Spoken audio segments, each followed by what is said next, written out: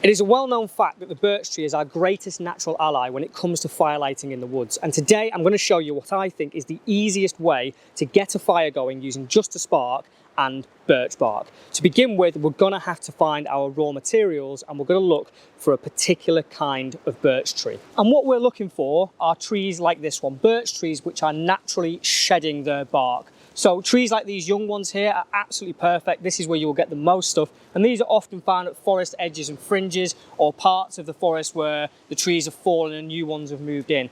These ones are ideal. You can get this bark from older trees as well. It just takes a little bit more effort to find this bark from those older trees. But with one tree like this, which is naturally shedding its bark, you will pretty much get all of the material you need. So let's go ahead and collect some up.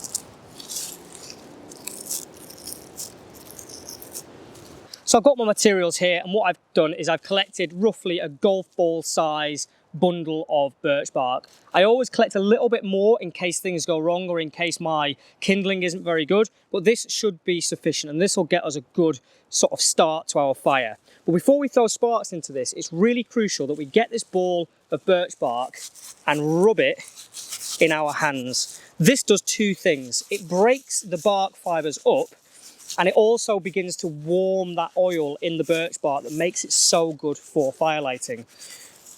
So it'll kind of condense and compress as we're doing this, and put some effort into it and you'll feel it warming in your hands.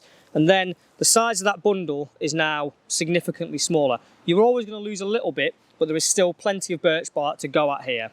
So with my tinder bundle prepared, I'm going to look for where I've got some nice fine flakes of birch bark, just like in here. I'm going to take my knife and I'm going to use that to throw some very controlled sparks into that tinder bundle. Now it usually takes a couple of attempts, but I'd rather be using controlled sparks than huge massive ones because I don't want to run the risk of hitting this hard and scattering my birch bark.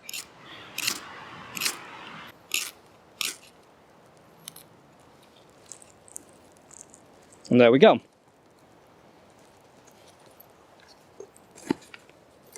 So guys, there you go, there we have it. The easiest way to start a fire using birch bark and a spark. It takes a couple of attempts for them sparks, but you know, it's better to do it that way than risk losing your tinder.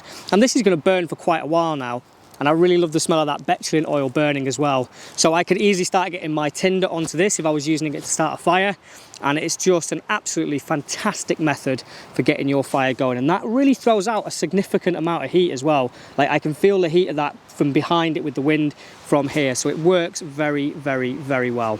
So as always, I hope you've enjoyed this video. Thank you all for watching. If you are not a subscriber, please do subscribe. Make sure you leave me a comment and a like. And until next time, take care of yourselves, enjoy the outdoors, and bye for now.